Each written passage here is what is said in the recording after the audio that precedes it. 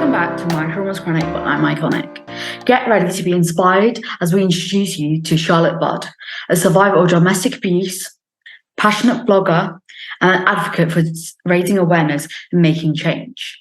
In this episode, we'll delve into Charlotte's incredible journey, her powerful storytelling through blogging, and an unwavering commitment to empowering others. Stay tuned for an insightful conversation that will leave you motivated to join the movement and break the silence around domestic abuse. Let's welcome Charlotte Budd. So, are you ready to start? Yeah, definitely. Okay, great. So, Charlotte, can you take us back to the beginning of your journey as a survivor of domestic abuse? What were some of the initial challenges that you faced? Well, I left my ex-husband when my daughter was just 3 months old. There had been ongoing domestic abuse, but it definitely accelerated during my pregnancy, which is something that is quite common. He eventually came home drunk and physically attacked me, and the police were involved, and that's when I actually left. I kind of knew at that point that that was an opportunity for me to leave, and it was important for me to leave then because I felt that I was really at risk of being harmed on a much worse level, and possibly even ended up dead because there were threats to kill. It took me a really long time to understand the dynamics of domestic abuse, and actually when that domestic abuse really started, it started long before I even realised that it did. But after I left, I was really determined to be independent and strong for my daughter and try and work and study and turn our life around and do the right thing. And I tried to support him through some of his issues and really support him seeing our daughter and all of that. Unfortunately, I wasn't really prepared for what came next. And I think most people have the belief that once you leave an abusive relationship, that's it, it's over and you've done the right thing and that's it. But unfortunately, that's really not the case. And we kind of know that quite often women are in more danger when they leave because the perpetrator has lost control over that person. They'll do anything to get it back. And post-separation abuse is far more common than what we realise. And I suffered a really severe post-separation abuse, which really shocked me. And I really struggled with that because I really thought that I was doing the right thing by leaving and rebuilding my life. And I worked so hard. And I didn't stop access. I really was like, no, I've got to allow him to see our daughter and support that relationship and do the right thing. But actually it became, over a period of 10 months, it became incredibly difficult to do that. He would use child support as a form of control. He would make threats. Eventually, it ended in more physical attacks and the police were called and threats on my life. And that's when, in the end, I had to stop access altogether to our daughter because it just became unsafe. But I think I was kind of shocked by that post-separation abuse. And I was also shocked by the lack of support because I was no longer in that relationship. So a lot of the time it was viewed that I wasn't at risk because I'd already left. But the impact emotionally and mentally on me was still very much there. And also the dangers were still there. After that, we then started the family court process. He took me to court for child access. At the time, I was completely naive. I had no legal representation because I couldn't get legal aid, which again, I think people think that you're automatically you get legal aid if you can't afford legal representation. But again, that's not true, and especially in family court, that's not true at all. Like if you were in criminal court and you murdered somebody, you'd get legal representation. Whereas in family court, even as a victim, you're not automatically entitled to legal representation. And where there's financial abuse, so he wasn't paying child maintenance, I was supporting our daughter who was still a baby on my own, which was so difficult. I had nothing. There were times where I literally couldn't even put food on the table. He, of course, worked and he could afford a barrister and legal team and everything else. So there was this huge imbalance the minute that we walked into a courtroom. I suffered what I call litigation and court abuse during that period, during a 2.5 year period, where I was so horrified and let down by the whole system. I was let down by the police when I called them previously to that. The judges and magistrates just seemed to have a very blasé view, very pro-contact. They didn't want to do drug testing, despite my ex-partner having hepatitis C from using drugs and ongoing issues with alcohol and drugs. And I had to really fight for our basic human rights, really. And that really traumatized me. It really had an effect. I just couldn't. I think when you suffer that injustice through a system that should be protecting you, it really shakes you to the core. It's an awful feeling to not have that protection when you're so desperate to have it. And if anything, you're almost villainized for kind of stopping access, even though he threatened my life. He threatened to stab me and he attacked me while I was holding my daughter for like a second time. It was like, contact has to happen. That's that. You need to move on and get over it. And there was that kind of culture around the family courts, and there still is. And and that really horrified me and the things that I went through. And I decided to start to speak out about it. Which again is risky for victims to do, because it can, technically you're not supposed to speak about what happens in family court. There's a real lack of transparency, so it's all closed. You can be held in contempt of court. So it's a risky thing to do, but I felt at the time I'd had enough. So I did start to speak out. I got my MP involved and I started to campaign for better rights for victims and their children through the family court process.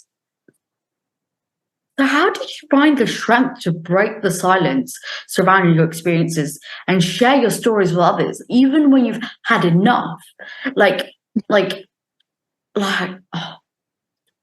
Even when I left my domestic abuse situation, it's like you think, oh my God, if I put myself out there, I might be at risk of finding out where I live. There's so many risks involved, but you still manage to find the strength to speak out. And also, on a separate note, how's your daughter doing? Unfortunately, like now my daughter's nearly 6. And this is one of the things I think for people to always take into consideration. When you're left parenting with a perpetrator, it never ends. So it always affects both her and I. And still to this day, we're in and out of court. There's still the horrors of the family court system I'm still dealing with now. He still doesn't pay child maintenance.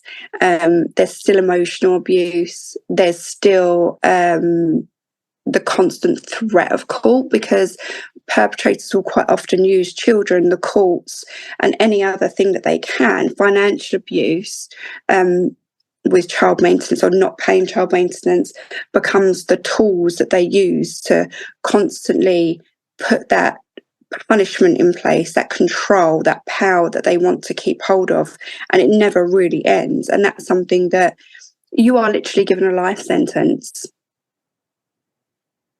Yeah, that is even hearing 6 months, 6 years into it, that you're not even he's not paying child support. And people don't realize how powerful money could be when there's a power in that. I do apologize for that. A power imbalance. And it's, I feel like court would feel like even though there's a pro contact, they don't weigh up the risks accurately, because and also it and people wonder why people who are victims of domestic abuse do not come forward. And like in statistics, like, it will reduce like heavily and stuff like that. That's just on reported cases alone. There's so many unreported cases, many other people suffering as well. And I feel like due to the negligence of the courts, it's sending out a message is if you speak, this is what's going to happen. Were there any specific moments or turning points that empowered you to take action and seek help? I think when I started speaking to my MP at the time, he was incredibly helpful, and he raised my case in Parliament. At the time, the domestic abuse bill was going through Parliament, and family court was being recognised that it was problematic for victims. Unfortunately, the government haven't really pushed enough to implement the changes that they originally put in place, and there's still so much work to do. And obviously that shifting of the culture of victim blaming and that sort of thing through the family court still needs to happen, and more education around domestic abuse and trauma in the family courts and everywhere through society as well. But definitely I personally found it important to kind of take ownership of what was happening. I felt that if I sort of did nothing, then I was just kind of taking it. So it was important for me to take ownership of what was going on and speak out and do something. And I was lucky enough to have a good MP at the time that did support and did raise my case in Parliament. And obviously, since then, I've tried to do as much as I can, like writing, working for organisations as an ambassador, and just to continue that education into society and trying to help make change. In navigating, your journey, which has been extremely stressful, what were some of the biggest hurdles that you had to overcome? And how did you find the grit to keep going? I think one of the biggest things was family court and dealing with the police at times and being let down. I remember when he threatened to stab me, and there was another physical attack while I was holding my daughter, and I went to the police and I reported it, which is a huge thing to do. It's really intimidating because you're frightened and you don't know whether you're doing the right thing. You don't know how it's going to be perceived and all of this. And I did it. And the police came, they took a statement, and the policeman that I spoke to said, no, this is so wrong. This is terrible. We're going to make an arrest and all of that. So I was like, okay, great. They're going to actually do something. I'm standing up for myself. I'm doing the right thing. And then I just didn't hear from them. And I spent days sitting in my house at the time with my daughter on my own. I was actually too frightened to go outside because I was like, have they arrested him or not? Have they arrested him and released him? There was no information. I kept trying to contact the police and said, what's going on? Like, what's happened here? And nobody got back to me. It took 3 weeks for them to actually arrest him. And in the end, I had to go into the police station and demand an answer and say, what the hell is going on here? So that was a major thing, the kind of lack of understanding around the ongoing pattern of domestic abuse and support from the police, and obviously the family courts and their lack of education around domestic abuse. And to be honest, their sheer negligence, the way that I was treated as a victim and blamed for so much, told, why didn't you call the police more if it was that bad? What, like, all this victim blaming, they were huge hurdles that really had an effect on me. I'm not going to sit here and lie. There are times, even now, where I have days where that burden is very heavy of everything that I've experienced and the ongoing it's a heavy thing to have to carry. But I think obviously my daughter keeps me going, and that I want the world and this country to change for her sake and for other women and other victims. That's what really drives me. And I think kind of the frustration and anger that I felt has kind of driven me forward as well. I've been like, I'm not going to just take this laying down. I cannot just take this laying down. I have to do something. Yeah, and it's like your anger and the sense of injustice has fueled your passion, and it's extremely clear. We've only gone through a few questions, and I can already tell. And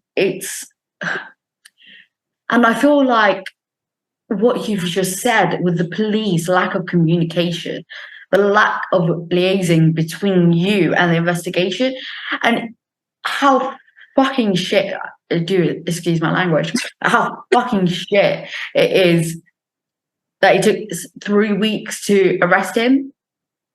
And it must have been a considerable amount of time for them to come even to take the statement. And people, when asking questions and blaming victims, like, for example, even during police investigations, they ask you this question. It's like, or even when I was in family court, they're like, we just have to ask you this. We believe you, but we just have to ask you this. Why would you come forward about this now? And it's like, just be grateful that I came forward. Just support me. Don't question my intentions. Like, I didn't, like, for example, my situation was I had a video on my phone that threats of physical harm and telling someone to physically harm my brothers. And I was just scrolling through my phone looking for a photo, and I saw that video, and I was like, okay, I need to send this to my barrister. And it was perfect timing. I was in family court as well. And one of the first questions, like, why did you come forward? I just found it on my phone. Like, I feel like the lack of empathy in a system which should be person-centered, bespoke to that person, is not even there. Then where people at the very center don't feel passion for the change and feeling it, how can people like members of parliament, people that are representing vulnerable individuals, do anything? Yeah, definitely. Can you tell us some of like the misconceptions or judgments you encountered for others while sharing your story, and how did you handle them? Because like, it's not all going to be positive. Some people will be like, well, he was right, it was him, like, it was you that's the problem.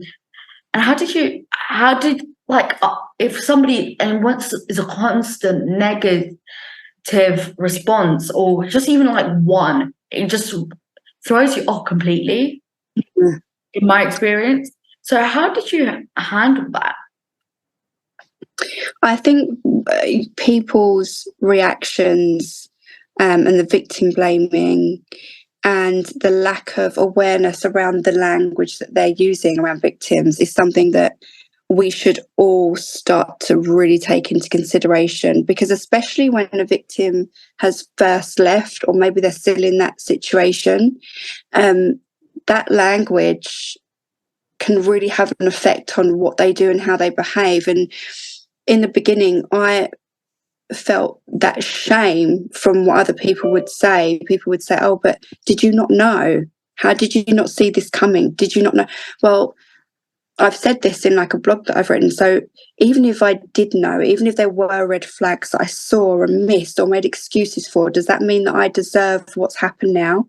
Like, that's the conclusion that I've come to now. But at the time, that used to really affect me. So I'd find myself feeling a lot of shame or avoiding speaking about certain things. And one of the things that happened when I first left, and people sort of knew, they knew he'd been arrested, they knew he'd been violent, they knew he had drink and drug problems and all of this, but they'd sort of say, oh, it's so terrible, we're so sorry this happened, but don't stop access. don't stop him from seeing the baby. So that is planted in your head that, oh my gosh, that's the worst thing that could happen in this situation, that you're completely demonized as a woman if you dare to stop access, regardless of knowing what that person has done, and the dangers that they've caused and the harm that they've caused. And again, that shaped what I did for the next 10 months post separation. Now I handle things a little bit differently. If somebody says something that I don't like, I pull them on it and I don't have it at all. But that's taken a lot of time. That's taken years of me having to build myself up to that. In the beginning, it wasn't as easy as that. So I think language and the victim blaming does really need to stop. And that we all need to be very conscious of how we speak to victims and what language that we use around them, because words have a lot of power. Definitely. I absolutely agree with you. And also, so I don't understand how people think that because you've told them about your journey, it brings them the automatic right, as if it's a birthright, to be like, this is what you should do for your child. This is what you should. You are the mother. You know what's best to do for your child. And if you wanted advice, I'll go see a professional or somebody other than you. I don't, trust me, that's like, and also I love that you not finally, but you are on the journey and have found the certain like skills to find certain skills that so nerve-wracking to make, to pull someone up on it. So how did you build a support system around you? Were there individuals or organizations that played a significant role in your healing process? Yeah, I mean, I've been lucky that I have my mum and dad, and they've always been there and supported me. And I did eventually meet someone as well. So I'm in a new relationship, and we had a baby. Our son is now 10 months old. So again, my partner is incredibly supportive and understanding with everything that I do. I think one of the things I do wish that I'd done a lot earlier on is got support from Women's Aid.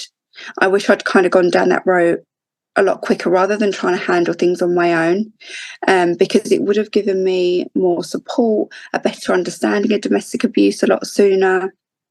But obviously we all reach those stages in our journey when we're ready to. And since then, I have done counselling. I've done the recovery toolkit with Women's Aid, which is fantastic. And I definitely recommend victims or survivors to do that, and domestic abuse therapy. And that's really an ongoing thing. Like it's something that I go back to every now and then, because I do honestly believe that domestic abuse really changes. It rewires your brain and how you behave, how you act. It can create depression, anxieties, and other things that need to be understood. And that's a really ongoing journey for anybody, I think. And we all need to, you need to learn to do what that works for you in order to keep yourself safe and healing. And I think that process is long. I don't believe that you can put a time frame on that. Definitely. What like, you know, during your healing process, let me see how I'm going to phrase this. What advice do you have for other survivors who may still be hesitant to break their silence and seek help?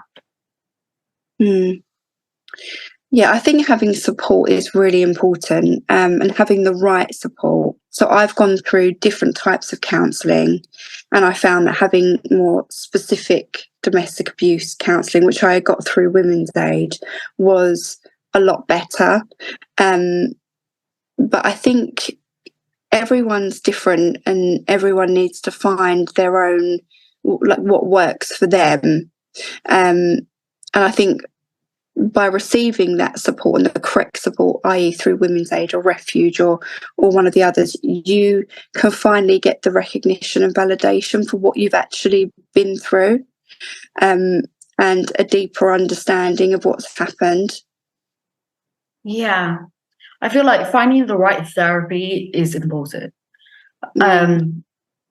Yeah, I can definitely relate to that because I've gone to dialectic wave therapy, and that was like, it wasn't terrible, but it wasn't the most suitable therapy for me. So Yeah. it was a national specialist in South London and Maudsley. And however, with the therapy I am, which is much more flexible, it still brings in little aspects of DBT. It works better for me. I feel like the misconception that therapies put out there is this will fix your problem, and this is the therapy for domestic abuse. This is a therapy for ADHD. This is a therapy for self-harm. There's no such thing. It's all individual based.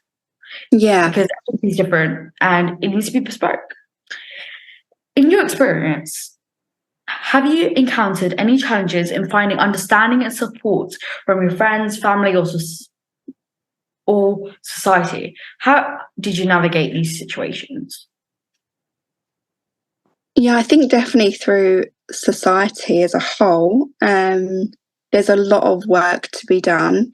And I think, again, going back to language and victim blaming and that sort of thing, I've been lucky that I have had really supportive people around me, but I know that not everybody has that.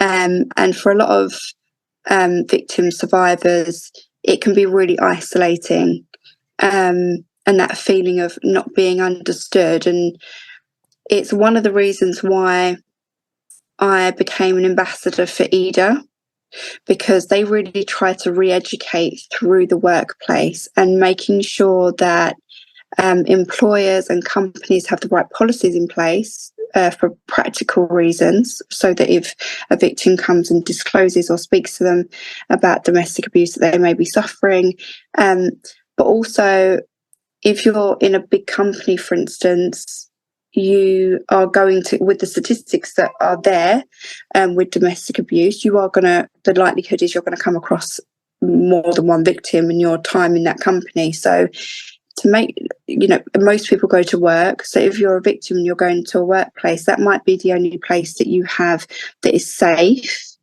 to speak to somebody. And it's really important to have that safety within that environment with whoever you're working for, but also the people that you're working around. So that's why I really enjoy doing that work, to re-educate society, but through the workplace. So you're kind of reaching a lot of people, and it's very survivor-led.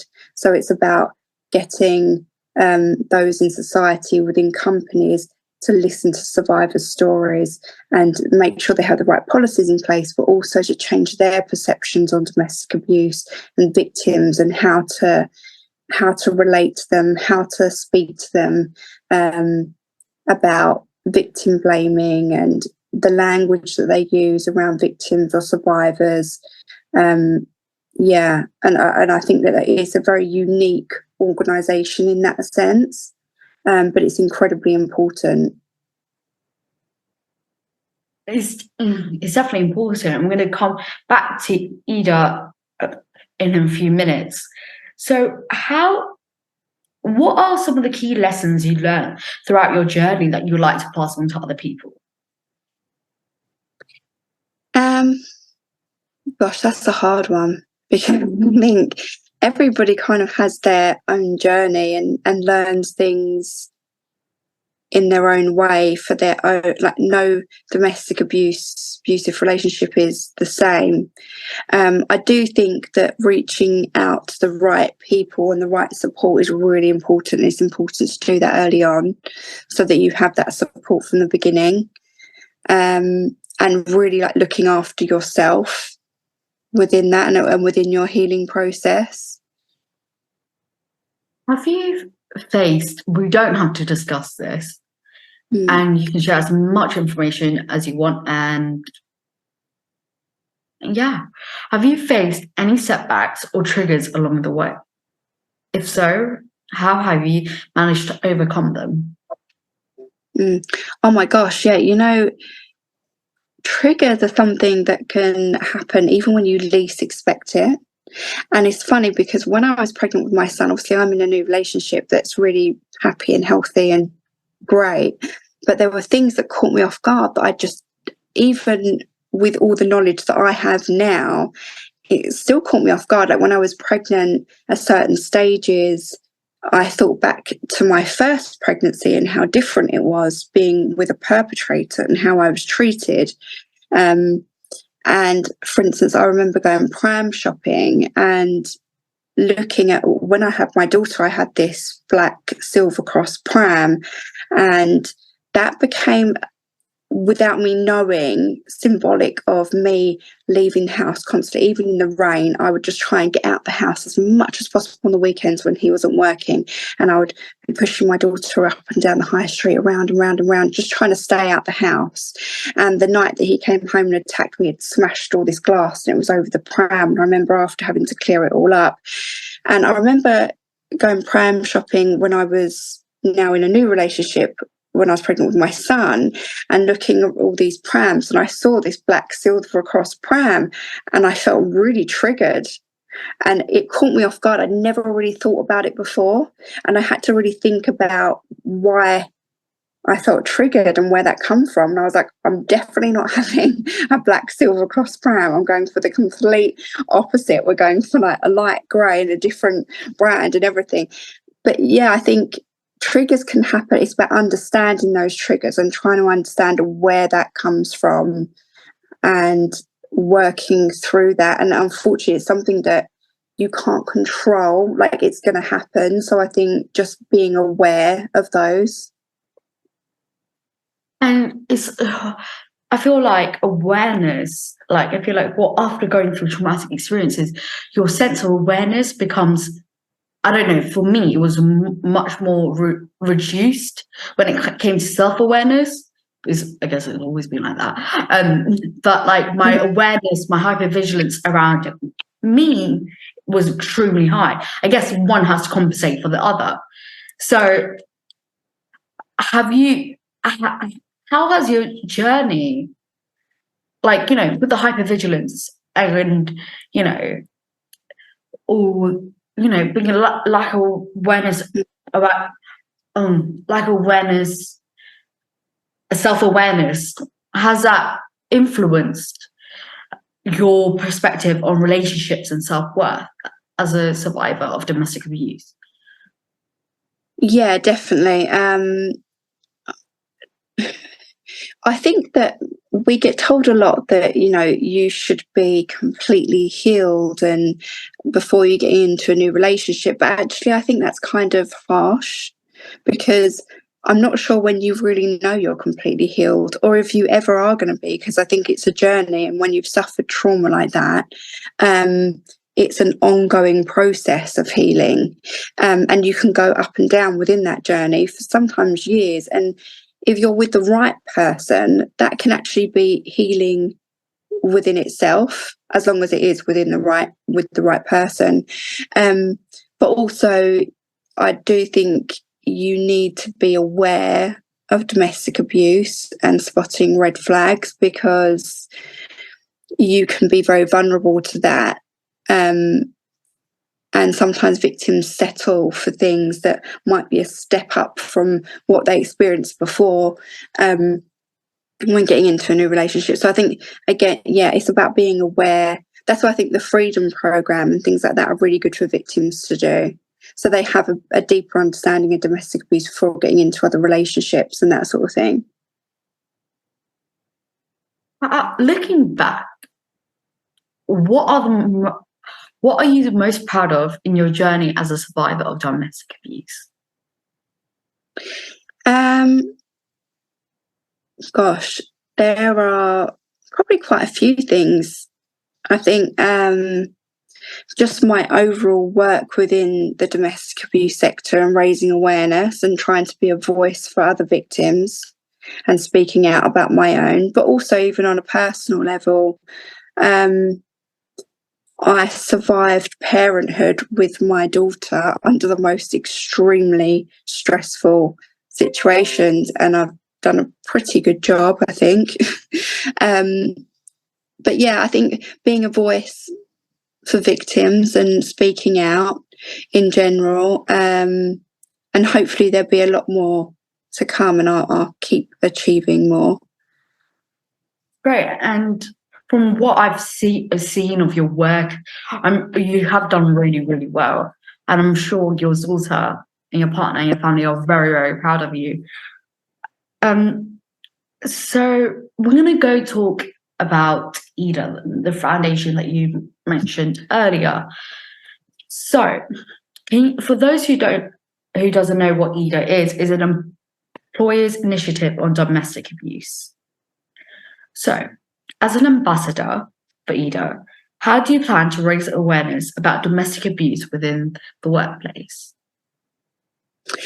So we do it through a number of different ways. So we do podcasts, they have a quarterly meetings, events, that sort of thing. So I spoke on a panel along with other survivors and also other people that work in the domestic abuse sector, specifically about economic abuse. So that was really great. And then we have another one coming up in September, specifically on perpetrators and how to handle perpetrators. So there's a lot of different ways. I've written a few pieces alongside journalists for EDA, and they go out on our weekly, every Tuesday they have like a weekly thing that they put out, which is very survivor-led with survivor stories. There's a number of ways that we do it. We speak about language and victim blaming quite a lot. It's really about trying to use survivor-led information and stories to re-educate on domestic abuse and making sure that companies and employers have the correct policies in place, so they can really help victims when it's necessary. What strategies will you employ to encourage employees to join the EDA initiative and take a stand against domestic abuse? I think it's really important. Like, we don't want people to sign up just as a kind of tick box exercise, so they're fitting into what's going on. But we hope that with the awareness that is sort of happening now more and more, that there is a lot more work being done around domestic abuse, and we're raising awareness around that in general. We're hoping that it will encourage employers to really want to make those changes. And when we look at domestic abuse and the statistics, it's like, 1 in 4 women, 1 in 6 to 7 men are victims of domestic abuse. 2 to 3 women every week are killed. When we look at how much it costs the country, it still costs this country 66 billion every year, the domestic abuse sector. So it's looking at prevention as well. So we're hoping that employers will be encouraged by those statistics to really want to make that change, just in the same way as mental health became a very big thing to try and change and shift a culture in. We're hoping that domestic abuse will be something that people are passionate about changing as well. And it's trying to make sure that people understand that domestic abuse is everyone's business. We can't just turn a blind eye to what's going on, because it has such an effect on so many people. And it's great that that you're trying to get these employers to understand that it's not a checkbox to tick, and that there's much more to it when it comes to the safeguarding of their staff. How would you how would you engage with employees and empower them to recognize and respond to signs of domestic abuse? They see that within their colleagues, within, people that they work with. I think it's really difficult to answer that so specifically, because obviously what we always try and tell employers is that every case, every victim survivor is completely different and their needs will be different. For some people, it may be that being at work is their safe place and maybe they need to be there more often. It might be that employers can put in place therapy for them if they need it. It's just even about holding a space for them to speak and being believed, and just asking that victim survivor, what do you need? What's going to actually help you in this situation? Even if they're going through family court, do you need extra days off that's paid? Do you need some support? If you're being monitored by a perpetrator, can we get you another mobile phone that we keep here at work so that it's something safe for you to use? If you're post-separation and you have children, and this is something that I speak about quite often, for women, like in my situation, I was on my own with a really young baby. So getting up at 5 a.m, finding childcare for a young baby, going into the city to work, for instance, was just not feasible. So making work accessible for those that need it in a way that suits their needs. So it's about really listening and engaging with that victim survivor. And we don't expect them to be domestic abuse experts, because that's asking too much, but to hold that space for them to listen to them and listen to their needs, and helping wherever is possible. It's great that you've are suggesting these examples where companies can actually listen to our podcast and take in ideas to improve their duty of care. I hate that term, but it is what it is. Duty of care for their employees. And how will you collaborate with other organizations and community partners to amplify the impact of EDA initiative? I think we do a lot out there on social media. And like I said, we do the events which all our members are invited to. So if you're a member and you sign up, then you get automatic invitations to these events where you will get survivors speaking, people in the domestic abuse industry speaking. And that is a really great way to network, to meet other people that are like-minded, to share ideas, and to gain more education and more information around domestic abuse. I'm glad. Sorry, I got a bit distracted. Sorry. Have I taken my medication? Yeah, I have to. Yeah, I have to. Sorry. So, sorry. Oh, sorry. I do apologize. No, don't worry.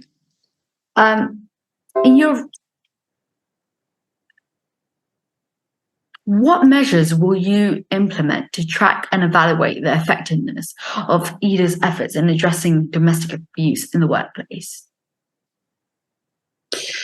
I'm not really sure, to be honest, what EDA do to track that. I think it's just we share stories probably more than anything about how it has helped others. And just, I don't think it's necessarily tracked. But yeah, it's just about talking about it and sharing those stories, and we often do that at networking events. So people will say, yeah, I did have a victim and this really worked.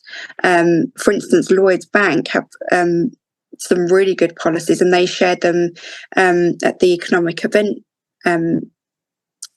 previously in March, and they shared a number of things that they can do for victims, and what they did, which was absolutely fantastic to hear that they have those in place.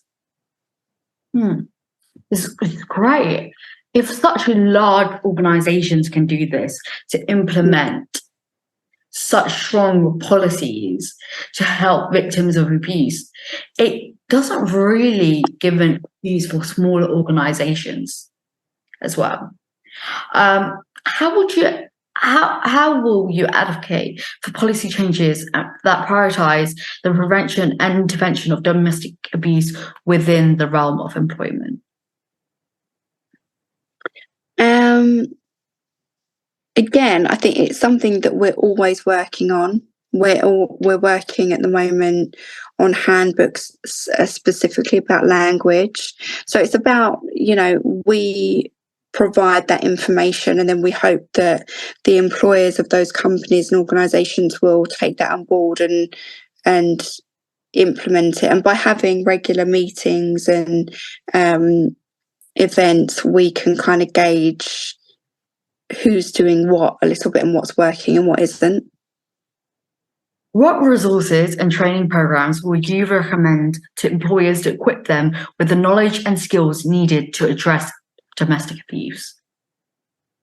Again, I think we don't expect them to be domestic abuse experts, but just to be aware. One of the things we always say is to make sure they have the right knowledge of signposting. So making sure that they can put victims in the right direction, say for instance for Women's Aid, Refuge, and then therefore they are getting the correct support through them. But it's about employers understanding where to signpost them to. I think something that we will be speaking to employers about is them becoming possibly like dash trained. So they have some awareness, but they don't necessarily have to be completely domestic abuse trained. So there's, other marginalised groups such as LGBTQ plus community and individuals from diverse cultural backgrounds. And with these intersectionalities comes unique challenges. How do you think employers should address the unique challenges faced by marginalised groups in relation to domestic abuse in the workplace? Well, again, this is something actually we've got an event coming up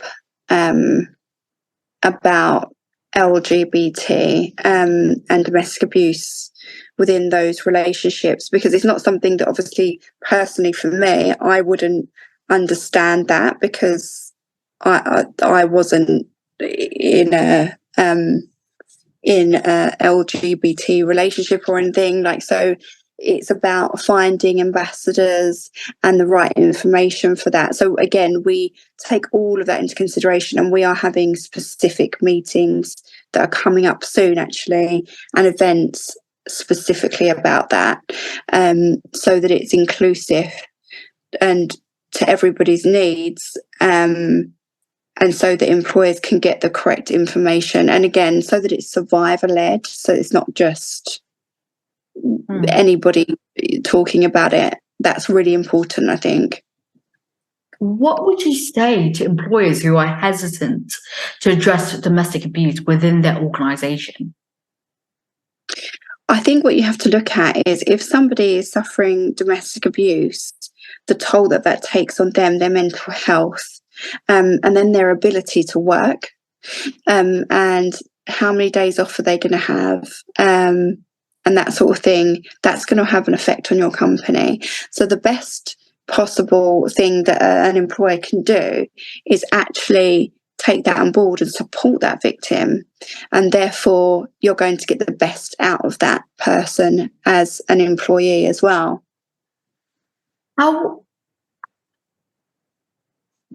How do you leverage social media and other communication channels, spread the message of EDA, and mobilize employees to take action against domestic abuse? Yeah, I think social media is just a really good way to get, say, for instance, I wrote a piece recently about the family courts alongside a journalist that was doing work for Ida, and just getting that out there, so that the public can see, but also so that employers and everything can see. Yeah, it's just about making that information available. What long-term goals do you have as an ambassador for Ida in terms of creating lasting cultural change and eradicating domestic abuse from the workplace? I hope just to continue with what I'm doing and others are doing. There are just amazing ambassadors that work alongside Ida that all have individual input into what we're doing. So I just hope to continue on that path, really, and just keep writing pieces. I would love to be able to do more speaking events and that sort of thing. So it's just about continuing that support for Ida, and just in general as well, personally for me, just speaking out and helping to campaign for better law change and better policies in place for victims. That's amazing. I feel like that is really, really important to recognize the changes that need to be made. So we're going to, okay, so I have two options on how to continue. So would you want to talk about your blogging, or do you want to go talk about your cultural shift, or if both, what order do you want to go in? I don't mind, really. I don't mind. I guess there's a bit of both. It kind of coincides, really, I guess, doesn't it? Yeah. So we're going to talk about like the cultural change, and then if you want to bring in your blogging as like signposts, that's absolutely fine. Yeah, that's absolutely, yeah, that would be great. Right. How can we foster a cultural shift that recognizes and addresses the prevalence of domestic abuse? I think it's really about education, and the correct information. So a combination of survivor-led information, but also listening to experts. There's some really amazing experts out there, that are doing very innovative work, that are there helping victims to help shift some of the preconceptions around domestic abuse. There's people like Dr. Emma Katz. She recently had a book out about coercive control around children. There's Laura Richards. She has a podcast. There's so many people out there driving that change. And then also listening to survivors, just that survivor-led information and education. For example, like the blog that I write. And again, like I'm not a professional writer or anything. I just decided to do it because I found it the best way to get information out there, my story, and then things that I've learned along the way, to try and educate and get the right information out there and a survivor's perspective on domestic abuse. Yeah, and it's important as this is a significant issue affecting many individuals around the world. 1 in 4 men, 1 in 3 women, and experience some sort and these are the statistics for one form of abuse, physical abuse, and in their lifetime. And it's important to continue raising awareness and working towards prevention and support for survivors. What steps can society take to dismantle harmful gender stereotypes or norms and power dynamics that perpetrate domestic abuse? I think it's about language. It's about being mindful of what we say around victims. Misogyny within our society is still rife. And, again, it is kind of good to see that there's been a lot of storylines in soaps. There's a lot of posters. There's a lot of campaigns around, getting men to call out other men. And men need to be a part of this, because it's no good just telling women about the red flags or how to behave or how not to be attacked or how not to get into a domestic abusive relationship. We need to shift that, so we're putting the ownership onto men and accountability for perpetrators. And I know the Mayor of London recently had released a campaign about men. I think it was called Have a Word, Mate, or something, about calling men out and saying, it's not okay to heckle women. It's not okay to, put pressure on a woman to buy a drink or this or that just because you think that that's okay, that we need to shift that. There's been, for a long time, a lot of dehumanizing of women and the equality of women. And again, it's something that I speak about a lot, women not getting paid properly and equally, all of those things. If we are not treating women as equals, then that's problematic through how women are perceived when they're going through the judiciary system and as victims and how they're treated. I feel like, oh my God, my mind just went blank. I feel like this is really important for people to understand that it's people are going to be like, it's not all men, but 97% of men do commit some sort of a form. Sorry, let me say that again. Sorry, I'm getting a bit agitated. I don't know why. There is 97% of men. No, it's 97% of women have said that a man has abused them or assaulted them in one way or the other. And the thing is, it's really frustrating when people say it's not all men. But the thing is, a majority of it is perpetrated. Those perpetrators are men, and people need to understand that it's not about being like against men as a whole thing against them. No, it's not. It's just a reality. The statistics say so. And what a man that does this job really, really well is Alan Ball, who we're going to have on our podcast very soon. And he's from Australia, and his little his organization, it's not a little organization, it's quite massive, called the White Ribbon. Yeah. I don't know if you have it. I know, yeah, I follow Alan Ball. His work is really great. Yeah.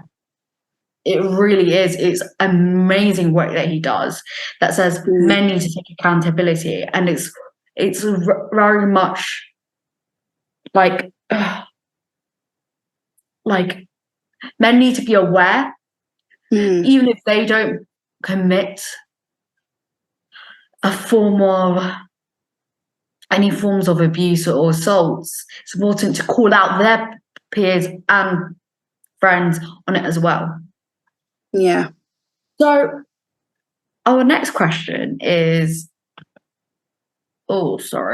next question is, in what way can education and awareness in what ways can education and awareness campaigns cross, I'm so sorry. In what way can education and awareness campaigns contribute to changing cultural attitudes towards domestic abuse? Hopefully it just makes people stop and think. And a part of progression is about questioning our own behaviour, and that's difficult for people to do, and that's why sometimes you get a bit of a backlash and resistance to that. But we all need to question, our internalized misogyny, and that's very difficult because it's been there for centuries. We're trying to undo centuries of these behaviors, and it does take a lot to take a step back and think about your own internalized misogyny or prejudice or whatever it may be, and question that and think, okay, in the past, maybe I haven't stood up and done the right thing. Maybe I've behaved in the wrong way, but now it's time to shift that and change and progress. And that's what progression is, that you have that awareness and ability to think about that. And campaigns, I think, make people hopefully stop in their tracks and trigger that change and think about that. That's the idea of them, and hopefully that's how they will work. Like fostering a cultural shift, bro, promoting open dialogue, challenging victim blaming attitudes, and supporting survivors. And society needs to challenge harmful gender norms for promoting equality, promoting education, as well as educating people about consent and dismantling patriarchal power structures. Yeah. And education awareness campaigns can challenge misconceptions, teach healthy relationship skills, and empower individuals to intervene. And that's why it's important for these sort of organizations who do this to get the funding that they need. Yeah. And our question is, how can we promote empathy and understanding to break the cycle of violence in domestic relationships? I think accountability is really important, to hold perpetrators accountable. But again, it's about shifting how women are perceived and not dehumanizing them, over-sexualizing them, those kind of gender roles, and focusing on equality. Like I said before, if we say that, women belong only in a certain area of life, then we're dehumanizing them and kind of putting on that, I guess it's emphasizing that they're there to serve men, and that's obviously not the case, and it shouldn't be the case, but it's about breaking some of that down and shifting that. Definitely. I think, what is it? Sorry, I'm really losing my shit today.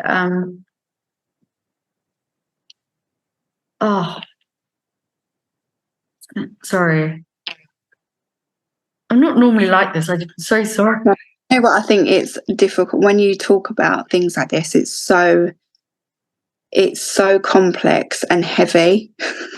Sometimes you can feel like, whenever I do anything like this, afterwards I'm like, oh my God, I feel drained. Like, and it is a bit like that. And sometimes even when I do things, I'm like, oh my God, I forget what I say, and I feel, did I say this? Did I say that?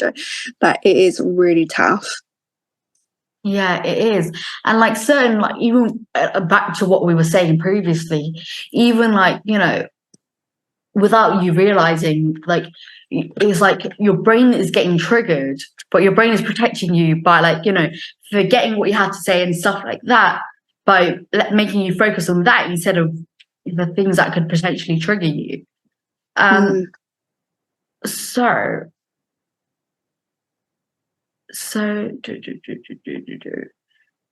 I don't even know where.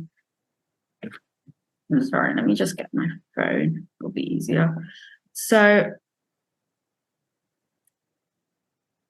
the question is, oh yeah, I remember what I had to say is, I think empathy is like, to our question, like empathy, I feel like people underestimate the power of empathy. By educating like about the impacts of abuse, encouraging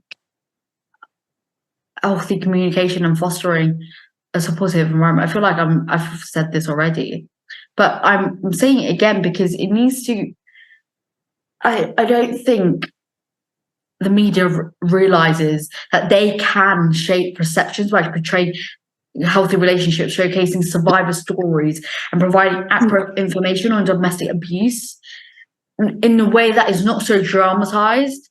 And the people, and I feel like people who are creating these plays, like you said, soaps and television shows and stuff like that, forget that the reality is quite dramatized in itself. It is that extreme. It is that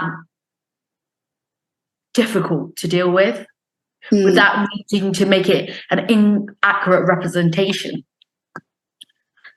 And what do you think? What do you think about media play? What role do you think media plays in shaping societal perceptions of domestic abuse, and how can it be utilized to drive cultural change? Yeah, I think again it comes down to the language that that they use, and I think in a number of cases you'll see them using inappropriate information about victims, survivors, particularly if it's women, that's completely irrelevant. And you've seen that throughout history, that women are demonized, and the minute that you start victim blaming, that has a real effect on cases and how they're perceived, and then how society perceives. And quite often you would see in the newspapers and stuff, if they were speaking about a victim, that she was maybe wearing a short skirt or this or that, and that kind of and that has a real impact on then the perception throughout society and how a case is considered and looked at, and that is something that needs to definitely change. Definitely. How can we ensure that survivors of domestic abuse receive the support and resources they need to break free from their abusive relationships? Yeah, I think, again, less victim blaming, more accountability on the perpetrators, and supporting victims and survivors where they need it sort of tailor-made for their needs, because, like, again, I've said before, it's every victim survivor is different, and what they suffer is different, and domestic abuse is very tailor-made. So it's about taking that into consideration and holding a space for survivor victims, and listening to what their needs are and supporting them, but at the same time holding perpetrators accountable for their actions. We're still really lax on that, and the judiciary system is. We need more in place, because at the moment as well, we don't really know if perpetrators can change their behaviour, because there's really no incentive for them to.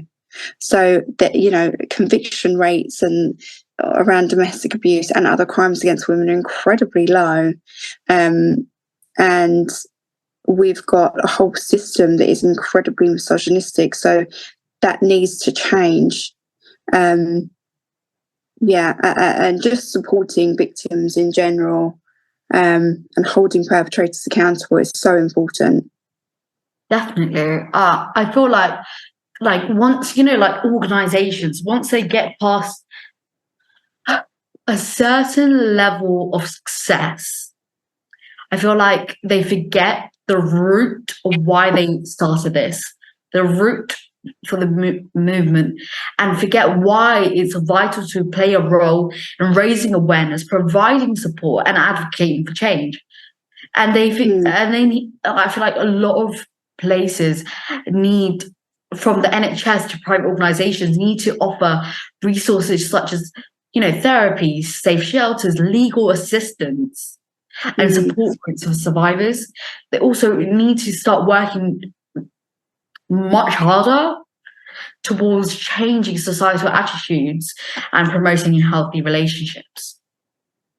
Yeah, strategies can be implemented to engage men and boys in the fight against domestic abuse and encourage them to become allies? I think that education needs to start much younger in schools. I know that there are some things in place about healthy relationships and that sort of thing, but I think it needs to be younger, younger, like school children, and I think it needs to be much more specific. Learning about coercive control, for instance, because that's the core of all domestic abuse.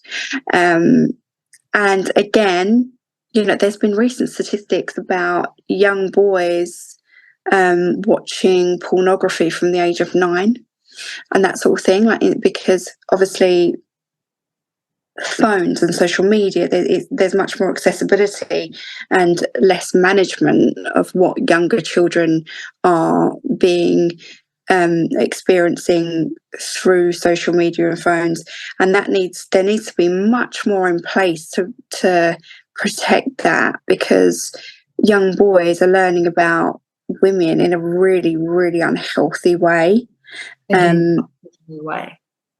Yeah.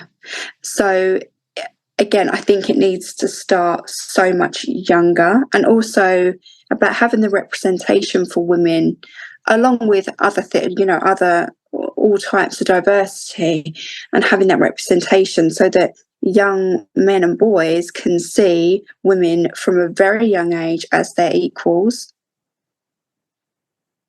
Definitely. And engaging men and boys by promoting positive masculinity and not, I feel like a lot of toxic masculinity is promoted, especially with social media. Like people are, they'll be like, oh my God. Like, for example, in TikToks and stuff like that, I'd be like, oh, he's a red flag, but it's fine. Like, because he looks good and stuff like that. You're like, that needs to change. Like, stuff like that needs to change. And workplaces for men, like, who, you can't reverse their age, workplaces and institutions can create much more safe environments by implementing like policies that address domestic abuse and provide training for employees and supporting those affected by it. And, like we talked about, the resources can be from employee assistance programs, flexible working arrangements, and supported leave policies.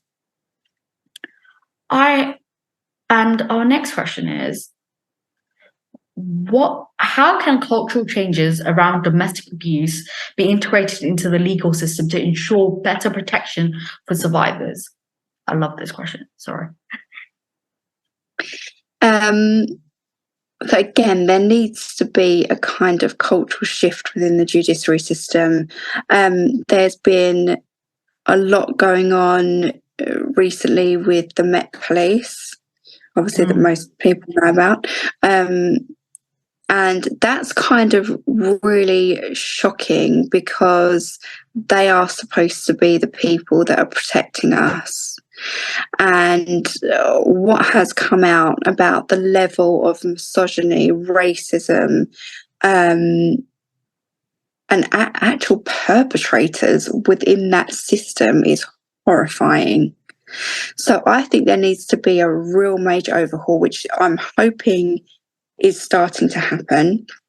I think there's going to be a new inquiry into family courts, which is, again, incredibly necessary, because the government have not pushed hard enough for that. And one of the biggest things is the transparency through the family courts, because currently they get away with so much, and there's no way of holding them accountable. Magistrates and judges can say and do whatever they like with no accountability whatsoever, and they have the power to destroy people's lives. They're making major decisions around victims' lives, and that impact is phenomenal.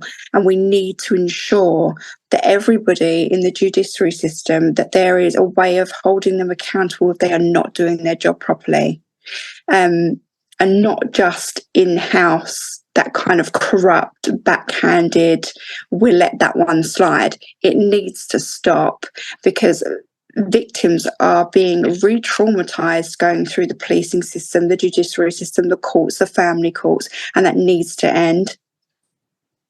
I feel like people think that because after a certain like stage, like I feel like people who are members of public who have entrusted these people, judges and magistrates, to be making decisions that are safe for the people who are the victims of the court as well as members of public. And I feel like without they and I feel like they do let a lot of things slide, and because they don't and what I feel like people are waiting for somebody to die, somebody to be something really, really tragic to happen before they be like, okay, we need to do something, when that's going to be too late. And I feel like it's fight against domestic abuse involves recognizing that individuals may face multiple forms of discrimination, ensuring that support services are inclusive, keyword inclusive, and accessible to everybody. This includes considering factors such as race, ethnicity, sexuality, disabilities, and socioeconomic status. How can workplaces and institutions create a safe environment that promotes zero tolerance for domestic abuse? I feel like a lot of places just say we have zero tolerance to domestic abuse, and it's just there for a tip for whomever's going to come and inspect them next. Yeah, I think again it's a tricky one. I think having the right policies in place, practical policies, but also again it comes down to language and the environment, because if you have a really high level of misogyny, or you have people making inappropriate jokes, you think that sort of plants a seed within a victim survivor's head and may make them wary of coming forward. It may make them uncomfortable. So again, it's really about pulling people and making employers aware of that. And fostering a cultural shift by promoting, empathy. Again, it comes back to basic things. People think that because an idea is so complex, because a situation is so complex, it requires complex solutions. So it really doesn't. Simple things as being language conscious or promoting empathy, stuff like that is very, very simple and very, very easy to do. And by promoting empathy and teaching healthy communication skills and holding abusers accountable for their actions, by working together as a society, we can create a safer, more supportive environment for everybody. And people in powerful positions,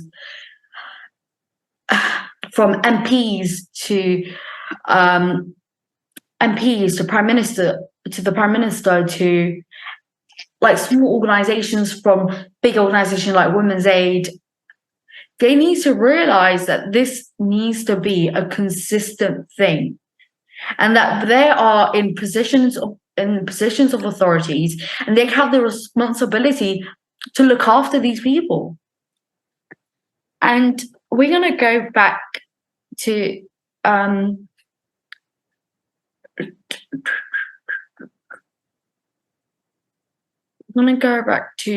talking about your blog, and then we're going to go share. Yeah, we have two sections left. Do you want to take a break, or do you want to just continue? We can continue. That's fine with me. Okay, that's great. So let me just make a mark. Okay. Can you tell us about your journey into the world of blogging? What motivates you to start sharing your experiences online? So I was asked to write for the Power of Letters, which is for the Prince's Trust. And it was a real honour to be asked to write for that. All the proceedings go to charity, and it's about writing inspiring pieces for younger people to read, to promote mental health, like positive mental health. So that was a great experience doing that, and a real honour. And I've always journaled and written my experiences down as much as I can. And I decided that I wanted to put that out there. I thought about doing a book, and then I sort of thought it's not really the right time to do that. So a blog I wanted it to be informative, but also using my own experiences. And like I said, I'm not a professional writer, so some of it's probably not completely professional, but it's just about getting that information and survive. I've always believed that there is real power within our own stories and telling those stories. So it was just about that, getting that information out there. And there's signposting on there as well to some of the people that I really admire who are academics within the field. So hopefully people that can then go on to access the real academic work as well, that's really equally as important. How do you use your blog to raise awareness? Can you share an example of a blog post that had significant impact on your readers and has helped you raise awareness about domestic abuse? I think the one that I wrote about post-separation abuse had quite a few views, and I was really excited about that. And it was shared by quite a few academics and liked by academics. So I was really chuffed with that. But yeah, I think, again, it's about our own experiences and the power that's within that, and sharing that with others. And it can be difficult at times because it leaves you really vulnerable, and you never know how it's going to be taken, and if people are going to be judgmental or whatever. But I have always believed that it's really important that there is survivor-led information out there. Survivor-led information, as well as the academics, goes really hand in hand together, as it can provide people on how to improve their services. How do you navigate the balance between sharing your personal stories and protecting your own privacy and well-being? Yeah, it's tricky. I think there are obviously certain things that I do hold back and don't go into. I try to be as open as I can be, but I do always think about what I'm writing. But also, I think choosing where you share it, and trying to block out some of the negativity, because I think particularly on Twitter now, like, it's become a bit of a cesspit. Like, you can get really hounded on it. So I do prefer things like LinkedIn, because it's a little bit gentler. And so, yeah, you do have to protect yourself, and think about what you're putting out there. But at the same time, like I said, I think it's so important that people do stand up and speak out, because there are so many people that can't. In what ways do you think sharing personal stories through blogging helps break down stigmas, misconceptions surrounding domestic abuse? I think because if people can actually put a face to a story, it makes it more real, hopefully. And it makes them think more that that's a real person, rather than just an anonymous snippet of something or just a statistic. It can hopefully humanize who that person is, and make people really think about that and the actual effects. I do speak about some of the effects that it has on me and on my family and everything else. So hopefully it makes people think, well, actually, it's not just another person, it's not just a statistic, it's a real thing. How do you harness the power of social media to spread awareness about domestic abuse and connect with other survivors? Um, Through social media, I've had so many survivors follow me, contact me, message me for information, for support, like even in support of what I'm doing. And that's amazing because it's actually built like a community from all over the world, all over the country, different survivors. They acknowledge each other's experiences and support each other on social media, in private messages.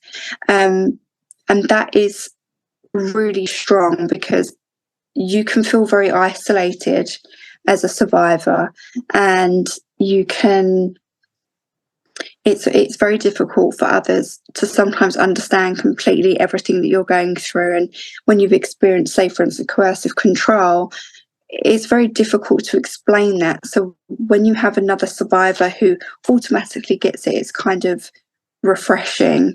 And there are some unbelievable survivors that have rebuilt their life, not just personally, but have become trained to become lawyers, solicitors, that have trained and opened organisations that are, lobbying for change within the system. And they're some of the most inspiring and strong individuals I've ever come across. And I know what they've been up against. And then obviously there's a huge amount of survivors that are kind of gagged and can't speak out and can't do that. But they're equally as strong in that resilience of continuing just to keep going. So to have a kind of solidarity altogether is really powerful. How have you encountered any challenges or negative reactions on social media while discussing a sensitive topic? And how do you handle them? Oh my gosh, loads.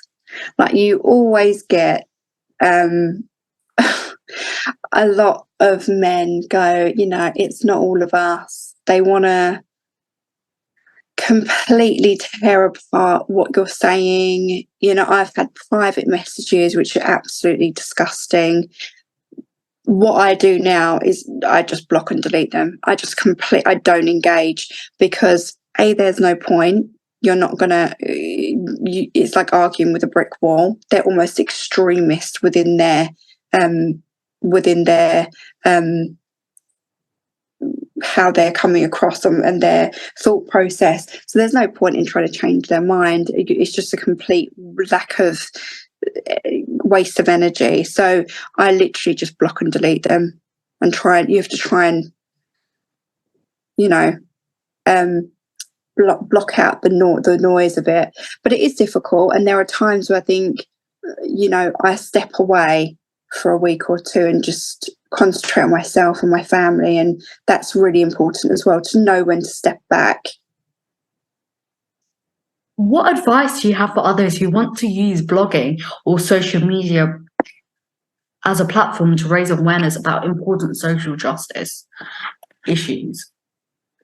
As long as it's safe for somebody to do so, then I would always encourage people to speak about their own experiences, because I do also think that there's a healing process sometimes within that you're taking ownership of what's happened to you, and you're putting out your side of the story and speaking about your experiences and hoping that something good will come of that. And I think that that's a really powerful and a great thing to be able to do, as long as you can. But obviously, like I said, you have to keep yourself safe within doing that, and recognise your own triggers, take a step back when you need to, and look after yourself within that. As a survivor of domestic abuse, what message do you have for others who may be going through similar situations? I don't know. It's so difficult because, like I said, I think the survivors that I've come across have been some of the most inspiring and strong people that I've ever come across. and what you have to survive is incredibly difficult and life-changing. So don't underestimate yourself or your ability. Obviously people will say, "Oh, stay strong," but sometimes it's not as simple as that. You do what you have to do to survive. And when you come out the other end and you rebuild and you can look back at what you have achieved, no one can ever take that away from you. I just think that not enough credit is given to survivors, actually, in general. Definitely. That is so true. Do you believe societal changes towards domestic abuse are changing? If so, or if not, what signs have you observed? I think that there is change coming. There's been a lot of awareness through the domestic abuse bill, through campaigns, through the media. There has been acknowledgement in the Met Police that things need to change. Unfortunately, what tends to happen is that there's usually a backlash, and I do think that we're kind of in the middle of that backlash as well. And I think we have to ride this time out a bit. I think it will happen. I hope that it does happen. There has been law change. It's just about really making sure that that's driven forward and implemented properly. I think it is there, but like I said, I think we are experiencing a huge backlash as well at the moment. Do you think that advocates are facing more challenges and barriers due to the Met Police controversy? Yeah, I mean, I think it's good that it's come to light, and I hope that that will be a starting point for more reform. But yeah, hopefully that the fact that it's out there in the media and people are being made more aware of that, it will be helpful. So, what role do you think the media plays in shaping public perceptions and understanding? Yeah, they play a huge role. I do think, again, that there is a little bit more accountability and people calling that out more and more. I think you do see that. And there has been some really positive campaigning through the media and storylines and that sort of thing to raise awareness. And hopefully that will continue. And as long as it's done in the right way, then that will help to shape society and change perceptions. How can survivors navigate the challenges of rebuilding their lives after experiencing domestic abuse? Any advice or strategies you can share? Again, I think one of the things that I wish that I'd done a lot sooner was go to Women's Aid or something similar, because I think then you can get a lot more support. You can get support workers, and that they can be absolutely fantastic at giving advice, and just someone to listen to, and having that can have such a positive impact. Rebuilding your life after domestic abuse is incredibly difficult on every level, and particularly if you have children. It's incredibly difficult, and anybody that manages to achieve that is incredible and inspiring. Are there any policy changes or legal reforms that you believe will be beneficial in addressing domestic abuse more effectively? I mean, definitely like police responses, because they're some of the first people that a victim may disclose to and speak to. So the way they handle it, and their passion in order to get accountability for perpetrators is so important. How they treat that victim, but how they, a lot of police officers, I think, are a little bit lax on really looking at a case on a broader perspective and trying to get that conviction. And obviously, it's not just down to them; it's also down to the CPS. That there needs to be more of a wanting to get those convictions. Also through the courts, education, and the education about domestic abuse and trauma is so vital. There needs to be so much more. And accountability, transparency in the courts again, and holding back on the pro-contact culture. In family courts, we know that over 60% of cases going through family court are domestic abuse cases, and yet less than 1% end in no contact. So there's an issue with those statistics. We need to end that pro-contact culture. Where there's been domestic abuse, we should be saying, actually, there should be no contact until that person's proven change, or very little contact. That's how it should be, rather than it's contact at all costs. It should be happening that children have to have both parents. That's not true. Children need stability, they need safety, and they need good role models. That's what should be paramount. And people also need to stop with the narrative that is in the best interest for the child to be with their parents as well. I feel like domestic abuse from parents, because they've done it, even if it happened for multiple times over their whole life, they will try to keep the family together. That's not always the best thing for the young person involved. What do you think are the biggest challenges you've faced in your advocacy work, and how have you overcome them?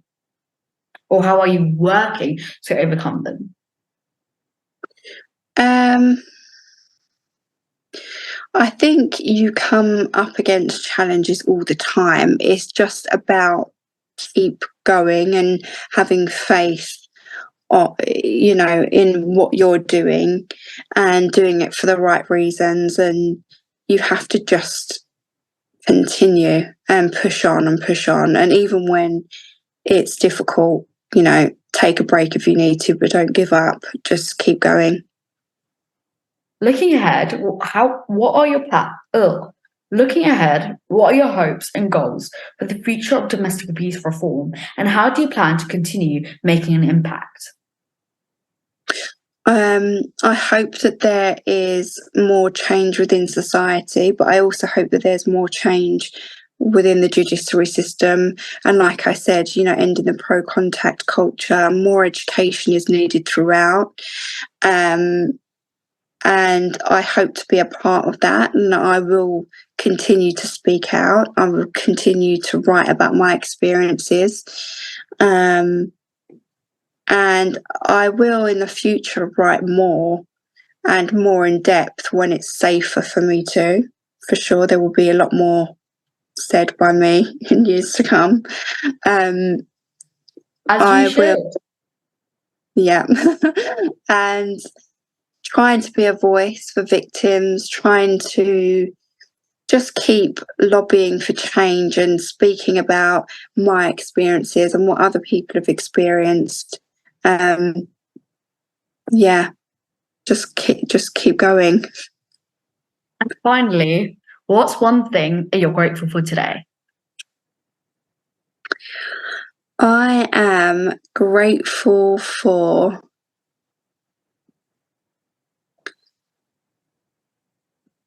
I don't know, that is a difficult question. I am grateful for the support from my family, of course. That's so lovely. Yeah. And I'm grateful to be able to have a voice. Like, I'm always grateful to be able to have platforms like this that gives survivors and victims a voice in order to speak about their experiences. That's amazing. And as we're coming to the end of this podcast, thank you so much for joining us. And let me start that again. That was shit. Sorry. So let me think about what I'm going to say. Okay, so as we're coming to the end of this interview, thank you so much for Charlotte Budd, a survivor of domestic abuse and a dedicated advocate for reform. We're left inspired by her resilience and commitment to making a difference. Throughout her personal journey, she has shown us the importance of raising awareness, supporting survivors, and driving meaningful change in the fight against domestic abuse. We hope that this interview has shed light on the challenges faced by survivors and the urgent need for reform. By amplifying Charlotte's voice and sharing her story, we hope to encourage others to take actions and join the movement for change. Remember, if you or somebody you know is experiencing domestic abuse, there are resources available to help. Reach out to organizations like DASH, Domestic Abuse Stops Here, and EDA. For support and guidance. Thank you for tuning in to this episode, and stay tuned for more thought-provoking conversations on our podcast. Today we can make a difference, create a world free from domestic abuse. Thank you so much for joining me today. Thank you.